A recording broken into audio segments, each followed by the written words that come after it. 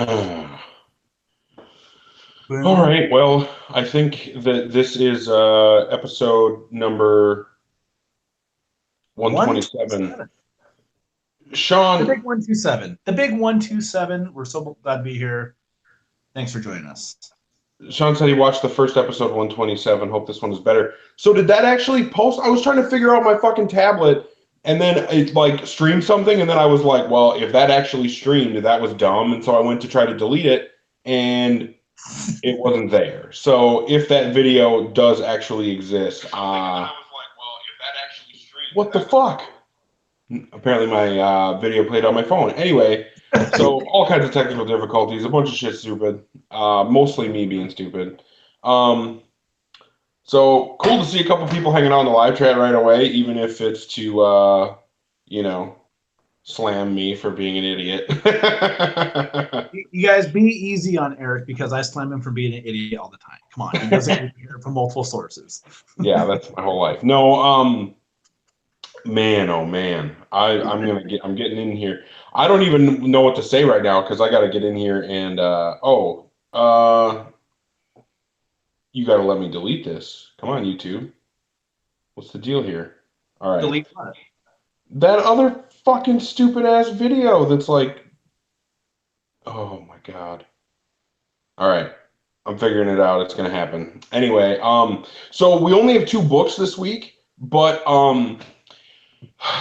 so we've talked a whole bunch about well, no, actually, we didn't talk a bunch. There was some drama that happened in the Valiant Facebook group a little while ago, and I don't know. Some people think that we haven't said enough about that, which I can kind of understand, but I don't know. It's kind of whatever. But I would like to say one thing about this real quick before we get into this.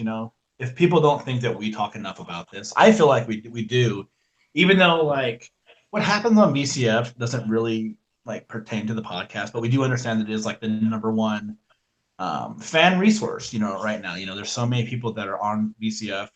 It is a big part, and I know Eric has reached out to someone who has some complaints and offered them a chance to come on and speak about what their problems were with what was going on with Valiant. So as far as like, we don't try to like shovel anything under the, you know, under so that no one sees it. I mean, we have offered to have some people come on and say their piece, just to be like nice guys about it.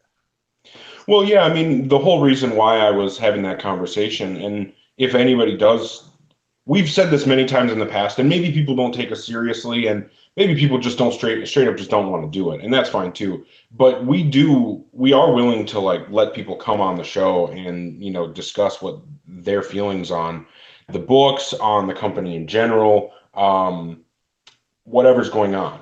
Anyway,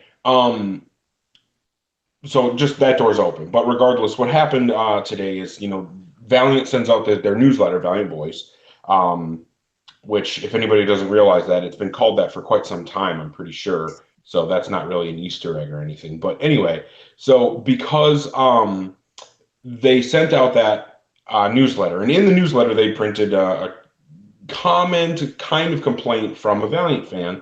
And I think that it echoes something that I've heard a lot and am still hearing in the fan community, which is, you know, basically just people not really digging what Valiant is anymore.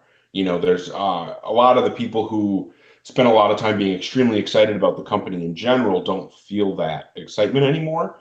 And I totally get it. I do. I think that we're getting really good comics still. I don't think that while not everything's perfect and maybe we're not getting as many stellar books right now as we have at other times in the past, I do think that um, we're still getting good books. Now, I think probably the most valid complaint that I'm hearing is that it doesn't feel like the universe is as cohesive as it has been in the past. And I think that part of that has to do with the books, but I think that a bigger part of that is actually a perception thing. When Dinesh was still at Valiant, he was the head honcho, he was chief creative officer, and everybody looked at him as being the guy with the vision.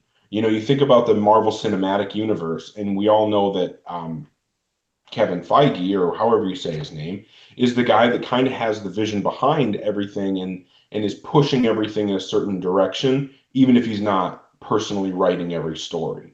And I think that as Valiant fans, we all felt that Valiant had that in Dinesh to an even greater degree than Marvel has with Kevin Feige.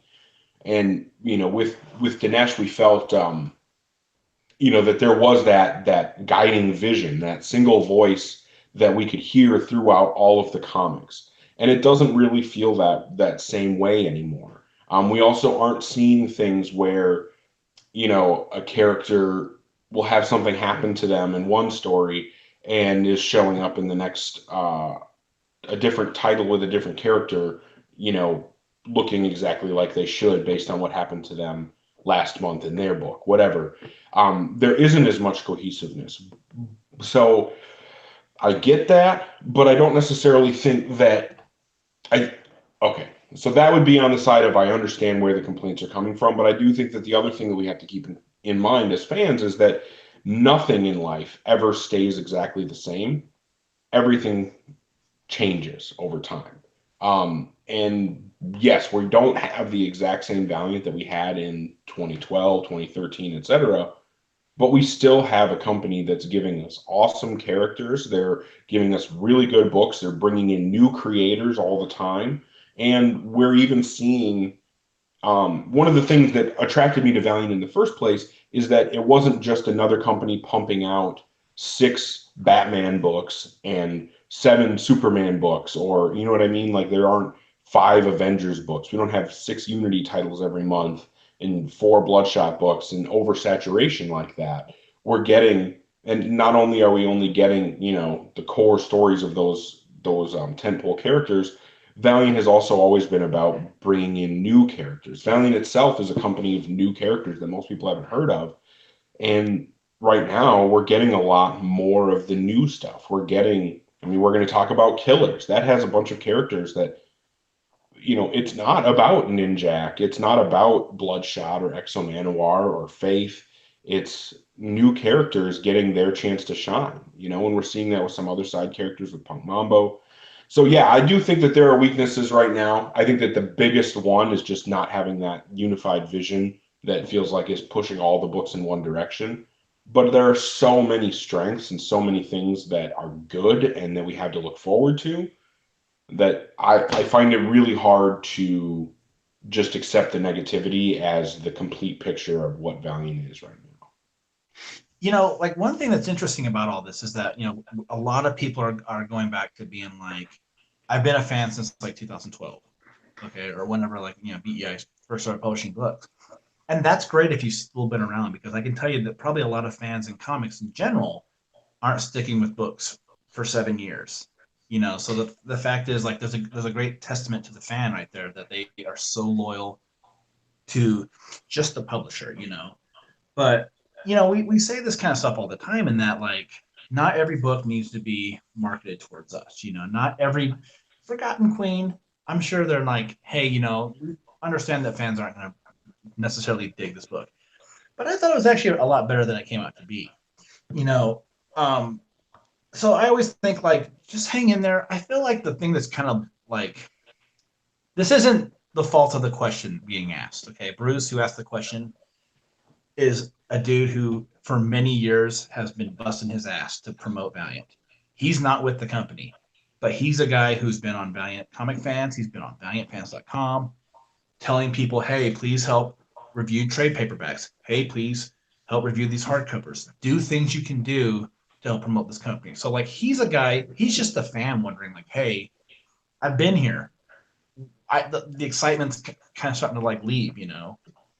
And that's understandable. But I always just think, like, for one, not every book that they're going to put out is marketed towards each and every one of us. I understand his feeling, because I don't like everything that comes out. Like, I was pretty hard on, like, Bloodshot Rising Spirit. I've been hard on a couple books here and there. But overall, I'm a fan who still has a lot of that excitement for the whole line in general. Another thing too, though, that's kind of like, I guess the point I was trying to make with when I said, like, it's not Bruce's fault for asking the question is, I just feel like I've seen a lot of stuff lately where Valiant's been like, we've got all these plans in motion. We've got all this stuff that we're trying to do. And I just kind of wonder, like, how many times do they have to come out and be like, "Hey, we've got stuff working. We got stuff we're getting ready to put out. We got Bloodshot, Exo Man War. We've got another book that we talked about last week that I guess if you look on eBay, you can figure it out, even though we're not allowed to talk about it. They've got a lot of stuff that they're working on. They're going to have a movie out next year. I imagine that there's going to just be a huge marketing push with Valiant when that happens. So I feel like on one end, it's like, how much do they really need to come out and say it? I'm one of those people who all the time is like, give me Archer and Armstrong, give me Harbinger. I'm patient though. I feel like I'm like, okay, I'll read the other stuff that's while I'm waiting for it, and that's okay. But I just feel like sometimes, like, some of those comments I read, like there was like one comment from someone who's like, well, I haven't read anything since like 2016. There's been a lot of good stuff that's come out since 2016 from Valiant. You know, I get if you're like a loyalist to like Dinesh, because I think a lot of people who became fans from meeting Dinesh and interacting with Dinesh, he doesn't come off like a guy who works at a comic book company. He really does come off as your friend. He's a very friendly guy. I get that part of it. But to me, it's just like I still want to read these books. I still want to read these characters. I've been a fan of these characters since the '90s. So for me, it's like I can wait. There's nothing that's gonna like stop me from reading right now. So I just hope that like if they have that Valiant has plans, it sounds like they've got a lot of stuff that they're working on. It'd be cool to be patient about it. If people aren't, I think fine. You can't expect people to like something for 7 years, man. You really can't. I feel like if you get like 4 years out of a fan, that's good. DC used to market their books in the 50s and 60s, like early on in the 50s, especially in the 50s, where the stories almost repeated themselves every couple of years because they looked fan base as only existing for like a couple of years at a time. We've blown past that kind of expectation of fans right now. But I don't know. I always just think sometimes like this is going to be the kind of thing that's going to come up like every week on like some of these fan pages. Yeah. And how many times do people have to be like, no, no, no, there's books that are going to happen. We'll see those books again. At the end of the day, they still have to sell. And that was a problem back when Dinesh and Warren were with the company, where, we were lucky if a book got to 25, and a lot of them didn't, you I know. mean, really only Exo Manowar in the history of VEI has actually gotten to a really high number. Yeah, Everything else is like, I mean, what did Ninjak get to like 27? And that was one of the highest numbered books. yeah. But So, I mean, they're always going to have a problem with sales. And I mean, that hasn't changed. That hasn't changed under, Dinesh or Robert Meyer or whoever's going to be running the ship. So, I don't know. Sounds well, like no, no and matter I think what, no matter who's there, the books don't sell.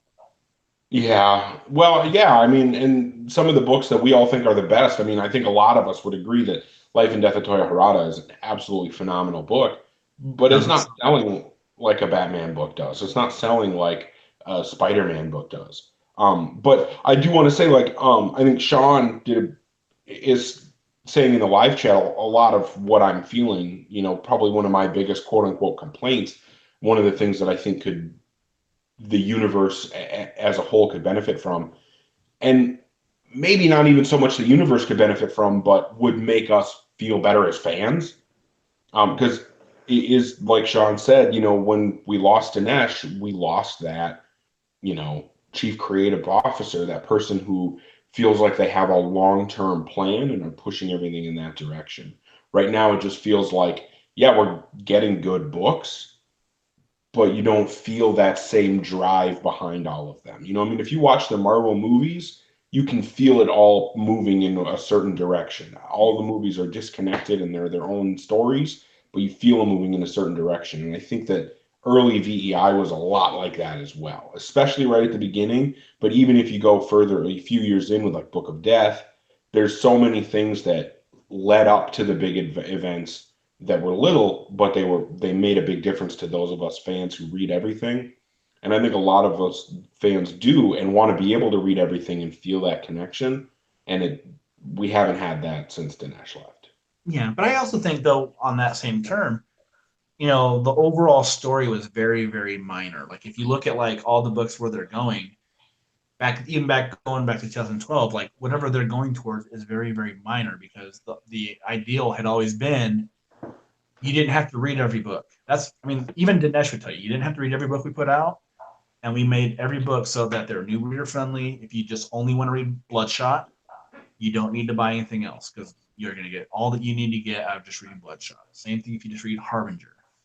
Um, I think like in that sense of it, like I don't have to have everything like be like the Marvel universe where like all of a sudden there's like, hey, like the last page is gonna be some crazy thing, and then you're gonna have to wait like for like this next crazy book that's not even this book at all, you know, like like this we're gonna give you a thing that's gonna make you want to go out and buy Harbinger all of a sudden, or you know, one of those kind of books. So I always think like it doesn't all have to be like so connected that like you have to pick everything up. Like that's okay, you know, like you don't have to pick up every book, you know, but I don't know. I guess my whole point is like I keep hearing that there's a plan. And I'm willing to wait and hear like what that plan is, you know, and I just think do we have to go through this every week? You know, like come What on, we man. need as fans isn't to hear that there's a plan.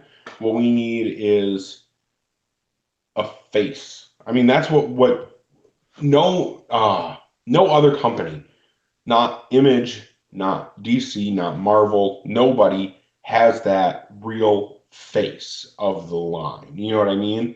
Like Marvel's trying to do it right now with their X-Men books with who's it, like Hickman, who's like rebooting their X-Men line or retooling their X-Men line, however you want to put it. You know, they have that face and are saying, you know, everything forward is going to be based on the vision from this person. You know, I was reading about Lion Forge. Is planning to do a thing with Gail Simone where she's gonna be the driving force behind a reboot of their superhero universe. Um, that's what I think fans are missing at Valiant. We used to have that one person that we could all look to and know like that's the face of this company, that's the face of the creative direction of the company. And I think that even though we also knew that we had Venditti doing his own thing, Kent doing his own thing, we had all these other writers, you know, Dysart and so on, that were still obviously writing their own stories and telling their own tales, we still had that unifying voice. I don't know. I'm kicking a dead horse. We can Yeah. probably move on to the books. I want to make one point though, real quick. Okay. Like as much as people complain about like whether or not there's any more direction, one argument I do agree with, and I just think when we talk about all these other publishers like Lion Forge and whoever the hell else, you know, like some of these like smaller publishers, some of these smaller publishers put out a shit ton of books. And I'm just like, man, who's buying this stuff, man? I just see it like at shops like this, you know, if I go to a shop like one month and I come back the next month, those books are still there, man. Like Lion Forge puts out a ton of stuff. I would love it. I I'm patient if you want to get Archer and Armstrong out in a year or Harbinger and all that stuff. I'd rather see the line just get bigger myself. I would like to see Valiant try to have more presence by putting out a couple more books a month, making it so every week there's at least two books I can read or talk about with people who come to listen to it and have Eric here in front of me to talk to. That's what I'd rather have personally because I feel like that's where we're getting lost. We're keeping characters on the shelf that shouldn't be shelved, and we just have like six books, you know. And hey, if there's a great pitch for a smaller character, I understand that. I put that book out, man. Don't let it sit. But man, it's sad to me to think that like since like Rafer was writing it, and people were divisive on Racer. I thought Rafer did a great job on Archer and Armstrong. But you mean to tell me that no one else has had any ideas on getting that book out? I mean, that's just hard to believe, man. Or that like people that you're talking to, like no one's got a good idea of like how to get that out. Like those things do kind of concern me a little bit. I just hope they happen. I'm hoping next year's a big year, and next year should be a huge year as far as like the Valiant fandom goes because we'll see one of our characters on the big screen. You know, this could be like the biggest year, you know, since like the company came back. So I don't know. I try to be really positive with all this stuff. Again, I'm a patient guy, but if anything, just give me more books. You know. Yeah. I don't know. That's tough, man. And I know Sean agrees with you. 10 to 12 books a month, no dead weeks. and an anthology book. I But definitely agree on the anthology even book. Dinesh, if we're all gonna sit there and be like, hey, in Dinesh we trust, and I agree with that. Dinesh did say that those books don't work. Dinesh was very clear that anthology books do not work. Now, maybe though, when you have a fandom that buys I mean, like, how many people are like me who are like, I just buy every Valiant book, one copy of every book? How many fans do you think there are like that? And I would imagine that there's probably quite a few because the line's so small. And in that sense, maybe an anthology book does work. But maybe he's right. Maybe Dinesh is right in saying that like you can't sell those books. They just don't last. But the Valiant books don't last either. They go 12, 16 issues and we're done. Yeah, but there's another positive of an anthology book too, is that you would be able to constantly be telling new stories and potentially even multiple new stories in each issue. So I Oh, mean, I you agree. never have to It'd be feel. it'd be a great way to introduce characters. It'd be a great way to be like, hey, we haven't heard anything from Pete Stanchek. Let's throw a Sting story in there real quick. But then again, like, are we just watering down those characters if we do that? I don't know. I mean, like, I love the idea. I was when that post came up on VCF, I was like, hell yeah, do it, man. And people were crazy about it. And then, you know, Dinesh wasn't. And I'm sure that he's got a lot of data to back up why he says that. But Yeah. I always thought it was a great idea. Well, Like and Sean's saying it could be quarterly, and maybe that would work better. I have no idea, but if you make it big, like look at those like the DC 100-page anthologies they just did, that were like Walmart exclusives. They were pretty cheap, and I don't know how well those sold, but I'd love the idea of like 100-page of content, even if it's just stuff that's like mix some good stuff with some okay stuff. It doesn't all have to be brand new, so you can reprint some stuff that we haven't seen for a long time. But I don't know. What's the point of like daydreaming about something like that? I mean, it just sounds like it doesn't work.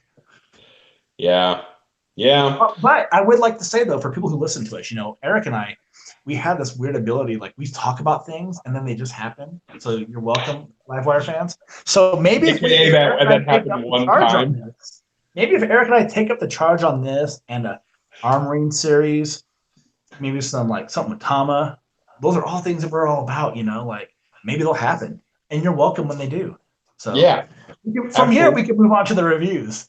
Yeah. Try not Let's to move break my on. arm, pat myself on the back too much here. Oh, yeah. You don't want to. Yeah, you don't want to twist anything.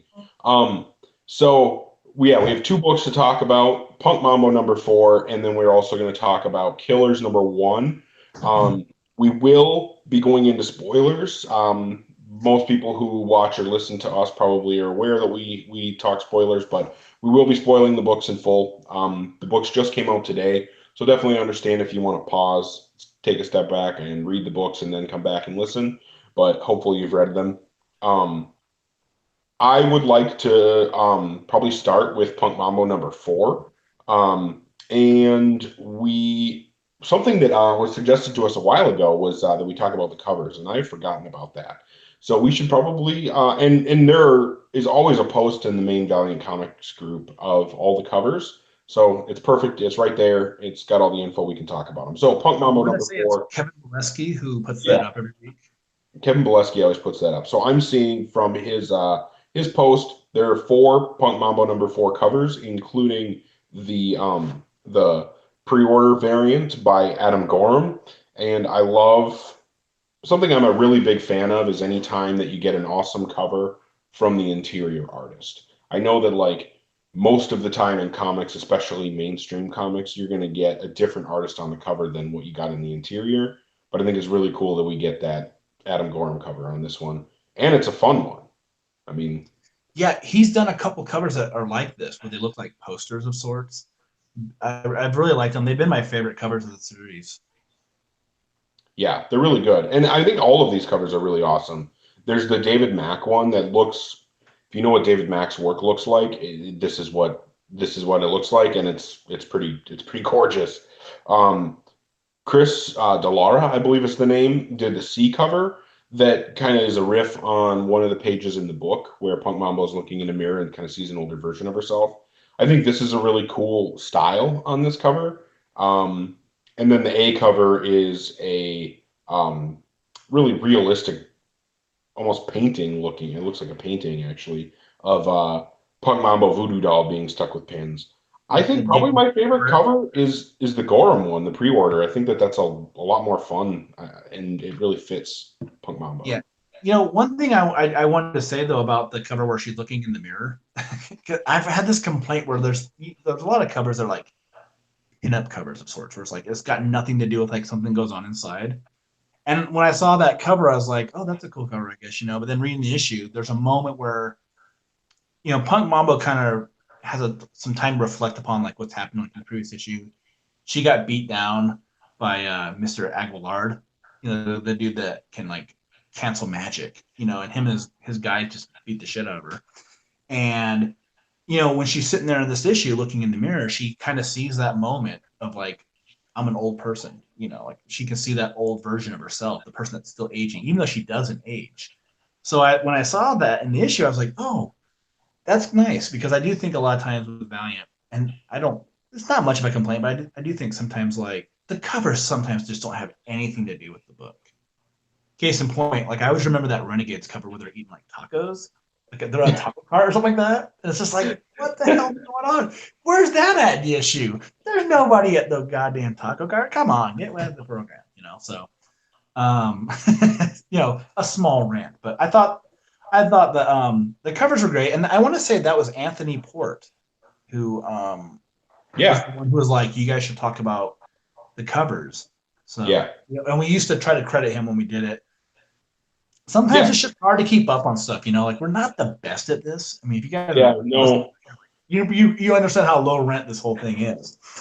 But we're trying. We're trying our best here. Come on. yeah. I mean, did you see the first video title "Get Valiant 127"? You see how low rent this is homebrew. But yeah, I think that they're cool covers. I was also going to mention the David Mack cover also reflects a scene in the book. Because when Punk Mambo is healing herself from being all beat to shit, she ends up having sex with that other dude, which I thought was kind of funny the way that all worked out. Because he's like, "Wait, what?" But I really dig this book so much. I am bummed that it's only got one issue left. But the way that this issue ends is nuts, and I think that I think it's pretty heavily implied that this guy who cancels magic is taking all of these magical beings in and is now going to be the most powerful. But I wonder if it's not going to just be that they're all trapped inside him, because I'm wondering if they're just going to get trapped and there isn't going to be any magic. And then the whole trouble isn't going to be fighting this guy who's super powerful magically. The trouble is going to be getting those magical beings out of him without being able to use magic in his presence. Yeah, you know, I thought one little bit of dialogue or maybe inner monologue I thought that was really nice with this issue was where Punk Mambo talks about how everybody has magic in them. Everybody's got like a little bit. There's something there, you know, and it explains why people have like deja vu and things like that. And then there's this guy who's got nothing in him, and because he's got nothing in him, he's almost like a blocker of sorts of magic. So who knows? I think that's actually a good theory, where like if he does get them, all of a sudden like nobody's magic works and these people are just trapped inside of him. So we'll see. I thought this was a like one of those good issues you get where like not a whole lot really goes on, but it sets up like a whole bunch of stuff to finish up the series. It was a good issue. I thought the end of this was cool, especially when the bad guys find like the two giant like voodoo dolls in the bed, and then Punk Mambo sicks the voodoo dolls on them, and I thought that was like a really cool scene. Hell yeah. Great series, man. Like this has been such a fun book to read it every month, and you know, Punk Mambo is such a great character. Like as far as like old characters versus the new, like it's hard to say who I like more, her or Divinity. It really is because I think those books are awesome. This book has been great. I love it when she pops up in other books too. She's just a fun character. As far as this issue goes, I would give this issue a solid 4.25, just because it is a little bit chill. There's a lot of explaining of things going on. The action doesn't happen much until the end, but just a great book. Adam Gorham's art's awesome. Colin Bunn, great script. So the next issue, I'm really excited for it. It's gonna be great. Yeah, I think what Ryan is saying in the chat about because the bad guy's basically an empty container is the way that it's presented. And so my basically, yeah, my question is it's presented as though he's filling the container and now he's going to be brimming with power, but I'm wondering if it's not, if he's maybe he's actually just a bottomless pit. So that's what I'm wondering. Anyway, Maybe when he gets what he wants, he doesn't. It's not really going to work out the way he wants it to. yeah, that's kind of what I'm thinking too, is that it's not going to work out the way he expects, and the battle isn't going to be against him with all this power. It's going to be getting the magical beings out of him. But anyway, Just see. yeah, we'll have to see in the next issue. This has been an amazing series. I'm really really happy that we already know we're getting more Cullen Bunn because he's going to be writing a Roku book. I just really hope that this isn't the last we see of Adam Gorham. Something that I think would be amazing. I know that we've gotten a few times where writers have kind of stuck with a character and done an arc here and an arc there. I would love if we got, one Punk Mambo, 5 issue series per year from this creative team. That would be absolutely amazing. I think that more Adam Gorham and Cullen Bunn together on this book would be phenomenal. I agree. Like I like bringing back up Divinity. I love how we used to get those Divinity miniseries every year with Matt Kent and Trevor Harrison, Ryan Wynn, and David Barron. Like those were just great, And it's like every year you get one of those, and then this year we don't get one because Yeah, like everybody kind of moved on. I wouldn't be surprised though at some point, like if Adam's gone, because it just seems like Adam does a ton of work. Like following that guy on social media, he's got covers that come out all the time. He's working on all sorts of books. It's great that he did this because it's been awesome. I hope it's just one of those things where he's like, yeah, I like the characters and I like the universe and fans are awesome to interact with. I'll be sticking around. I mean, I guess a lot of times it comes down to like making sure that you're getting compensated for the work and, a little bit of exposure too that doesn't hurt. So hopefully everything's working out with him. But I'm glad that it's working out with Cullen because we've liked this book so much. And if he can do for Roku what he's done here with Punk Mambo, I'll probably be really happy. Even though it did sound like it was going to be one of those books where they might like not make her as much of a villain, which I kind of think like, God, keep her as a bad person. Like she's an awesome foil. Let's keep her that way. I can see I Roku guess being we'll done just see. really well. I can see Roku being done really well as an anti-hero, so maybe that's what we'll get. But okay, on Punk Mambo, my score on this is actually just going to be a touch higher than yours, at 4.5. I think that this is an extremely, extremely solid book. I really, really enjoy it. Ryan saying, I think he's talking about Cullen Bunn, was on a podcast saying that he's got a lot of idea, and it sounded like he's got a lot of ideas for Punk Mambo, and I hope that that's the case. I really want to see more. And like I said, if we can get Adam Gorham on it as well, that would be perfect. I love that. Even if we can't have one creative team, like we got DC and New 52, they had Scott Snyder and Greg Capullo do like a 50-issue run of Batman with almost no breaks. It was essentially those two people on the book the entire time. And we know that we're not going to get that from Valiant. It's really unlikely that, even when Venditti did 50 plus issues on EXO, we didn't get one artist the entire time. We got, rotating through arc to arc. So kind of the only way to get that, like with Divinity, is having those, like one arc a year. But like I said, if we could get that from Punk Mambo, that would be absolutely phenomenal. I would be really, really happy with that. And honestly, I would love to see more of that format in general. Like if we could get, some of the characters that maybe can't support a super long ongoing series, um, it would be cool. Oh, Ryan saying that Bun sees Roku as more of an anti-hero than a villain, and Ninjak's not in that book. I'm 100% on board with that. And speaking of books that Ninjak's not in, we could probably get into Killers. Oh yeah. So the first issue came out. They actually sent out issues 1 and 2, and I think I talked about this either last week or the week before, but they sent out issues 1 and 2 at the same time. And I thought that sending out both of them, because of the way issue 2 goes, I think that issue 2 kind of gives a different perspective on the series than the way issue 1 presents everything. And I remember the first time when I read them both together, I wasn't as stoked on the first issue, but the second issue was the one that sold me. Well, I went back and reread the first issue so that we could talk about it today. And honestly, like I liked it a lot more the second time through. Like I read it just intending to read it as one issue without the expectation of the second one waiting for me. And I think that just taking it on its own, it's actually a really, really good issue. Like this was a lot of fun. Yeah, I had, I think for me, I expected it to be like a Ninjak kind of story. Like there'd be something with him involved, and he's got zero involvement. Okay. Yeah. So at first I was like, this is just kind of weird because when I read through the first issue, I was like, man, it's just like it's all those characters that were kind of talked about in the background or like popped up in like the background stories and like the Ninja K story. So this storyline definitely is gonna like be heavily influenced by Christos Gage's Ninja K run, which Eric and I were huge fans of. Yeah. And in fact, I'll even go as far as saying it's one of the best things BEI has done. I thought it was just near perfect. It's Yeah. It's so definitely so up if you there. haven't read it, go back and read Ninja K. It's not going to really help you too much in understanding like these characters because like it's still mostly like a Colin King book, but it does kind of like come from that, like it's birthed from that of sorts. So But we should before we forget, chat about the covers real quick. oh Um, yes, this is a number one, so there's a blank cover. That one doesn't not very exciting. But the A cover is John Boy Myers, and everything I've seen that he's been doing for Bounty covers has been phenomenal. oh yeah. I In absolutely fact, love the covers that he's doing. go ahead. I'll wait to offer an opinion till the very end.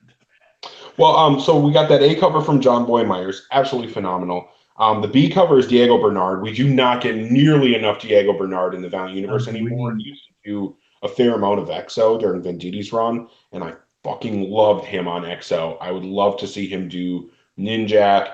I'd love to get more Diego Bernard interior. So even just getting a cover from him and as badass a cover as it is, I'm pretty stoked about that.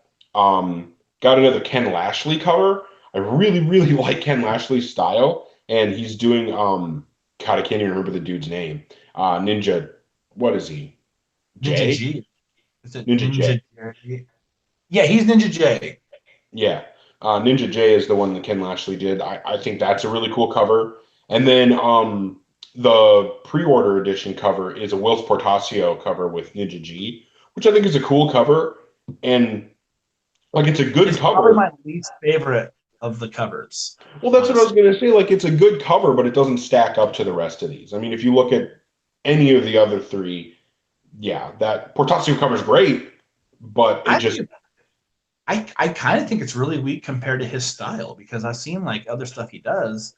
He did a really awesome Exo Manowar cover, and I like his work, but I think like here it's like, we just like rushed. Did you just have to like get this thing done really quick? Because I just wasn't feeling it. yeah. But Okay. I would say that's still a decent cover. I don't think it's a bad cover. I just think that these other covers are amazing. I don't know which one's my favorite. I really like the Ken Lashley one, but I would say my favorite's actually probably between John Boy Myers and the Diego Bernard one. I'm I just really like the John Boy Myers one. I think the colors just really pop with the art. And I think yeah, that if the color palette on the Diego Bernard one was a little more brighter, a little more just flashier, I might it would be a little hard to decide which one I like more. But I think the colors really sell me on the John Boy one. yeah, I definitely agree there that the colors are phenomenal on that John Boy Myers one. But His covers have so much like bright red in them. They're eye catching.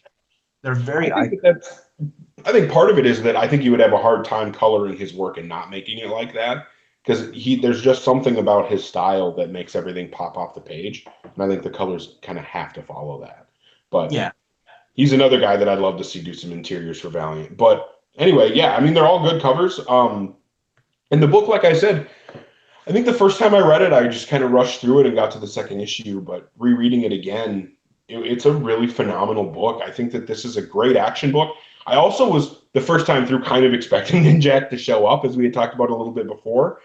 Even though I knew the book wasn't directly about him, I did kind of think he'd be involved. So now rereading it, knowing that it wasn't going to have him in it and a little bit better idea of what to expect, I really thought this was a lot of fun. The characters in here. Oh, one thing I wanted to say, that opening sequence I think is amazing. With it's kind of got that like narration about relationships and how they're kind of bullshit, and even when they work, it doesn't end that well. And in the way that that whole narration goes, and then ends on that page of Ninja G holding her dead, I don't know, wife or partner or whatever. Like that was such a powerful moment for me. Like I felt like that was an amazing opening to this book. And as much as this is like a shoot 'em up action book with all kinds of craziness going on the whole time, that to me was a really cool way of saying like there's some real depth here too. It's not just, you know, guns and explosions.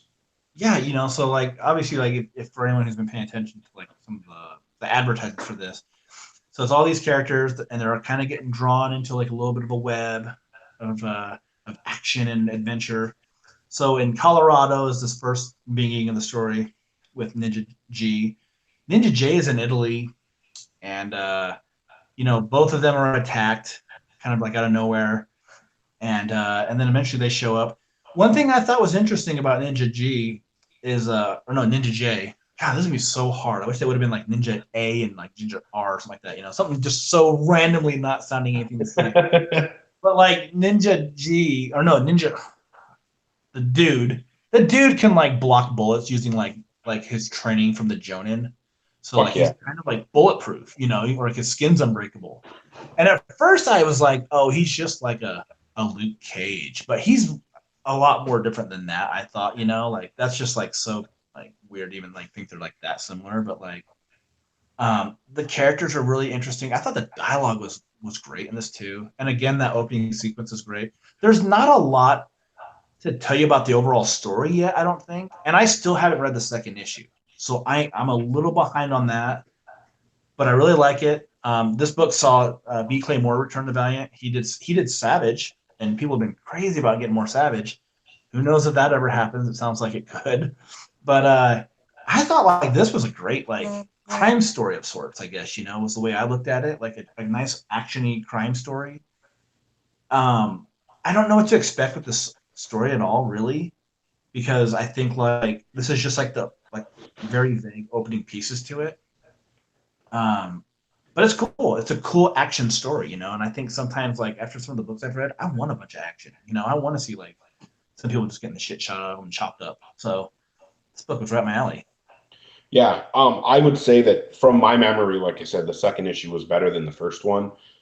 Sean is talking about how it kind of jumps right in and it feels a little bit hectic, he was saying, but it does work, and he's just curious if it can keep the pacing. So I would say from reading issue two, it did not let up. Issue two did not let up at all. I think that there's still a lot of fighting, but there's also still a lot of character. And I think that, like Ryan had mentioned that he was expecting something more like Smoke and Aces, which I totally get that. I mean, I think that it was kind of billed that way where it felt like it was just going to be really surface level. But I think that that opening sequence showed us like how deep a series this has the potential to be. And yeah, I don't think that from what I remember reading the second issue, I didn't reread it today, but when I did read it, it did not let up. It definitely kept going, but there's still a lot of plot. There's a lot of character in that second issue, and I think that that's part of why they sent it along to the reviewers to kind of make sure that the reviewers understood and can try to communicate to other fans that there is a lot to this book. Like Yeah.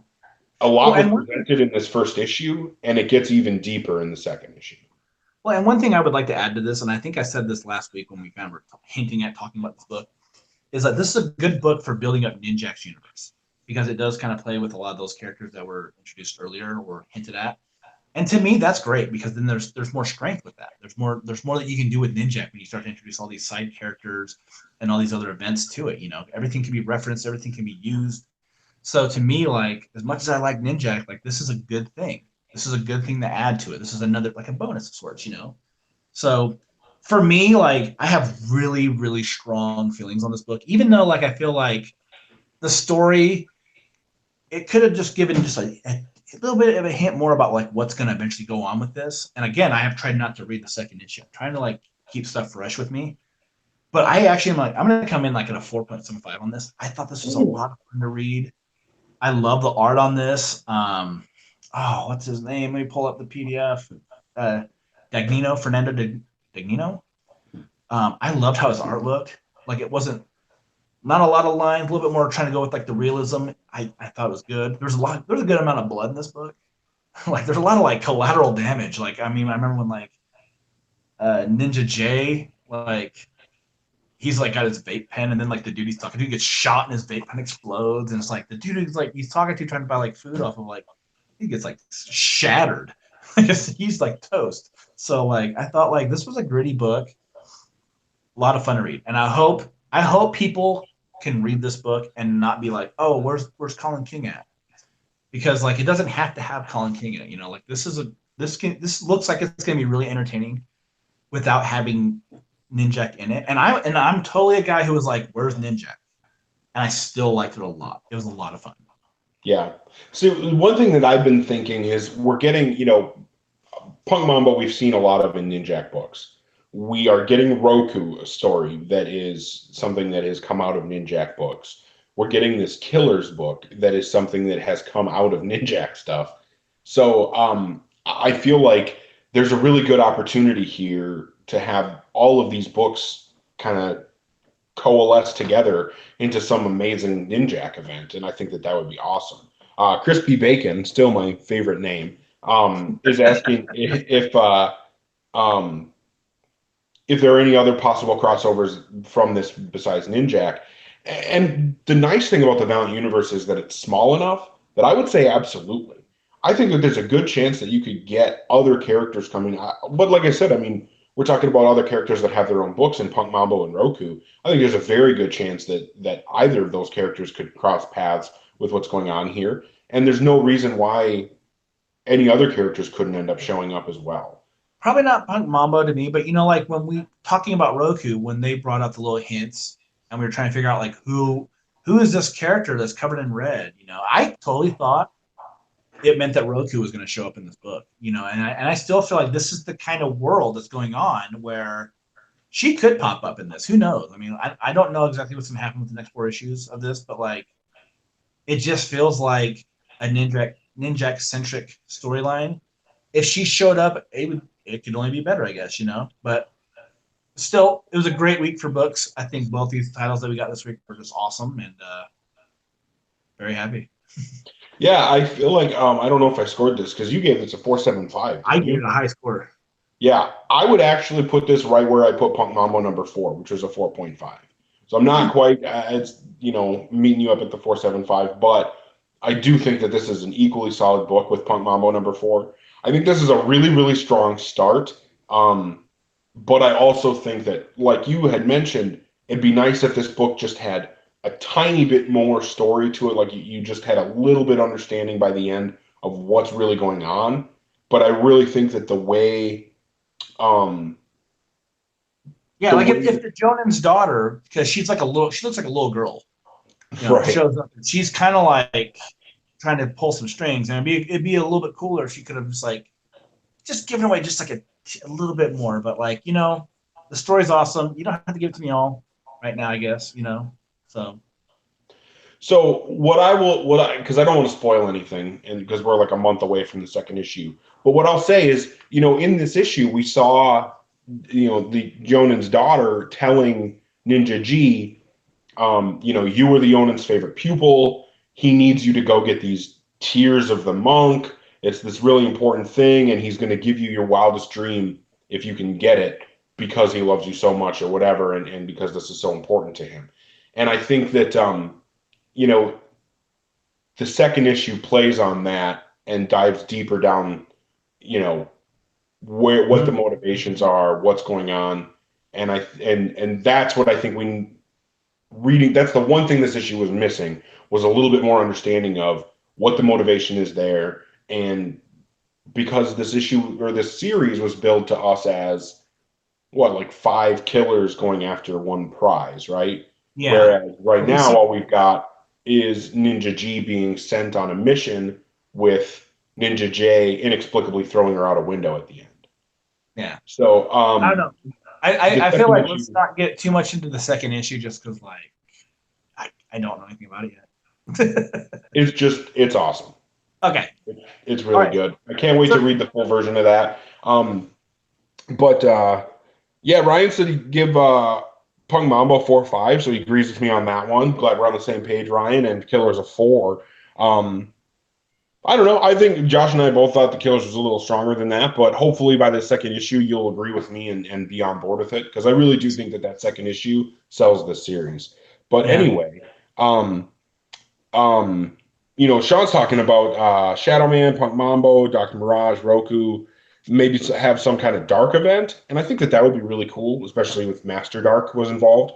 Um, and like Sean mentions, get Ninjak involved in that. I think that would be really cool because I do remember when Roku chopped down the Master Dark tree and released him. So it would be awesome to see if we could get Sandria involved. Now I'm picturing something massive. Galad, Tama, Sandria, Master Dark, Ninjak, Punk Mambo, Roku, Dr. Mirage. Maybe throw a couple others in there for good measure. I think that you could have a ridiculously awesome story. Unity Dark, Crispy Bacon says. I'm on board. Dark So what do we Unity got? something. So what's next week?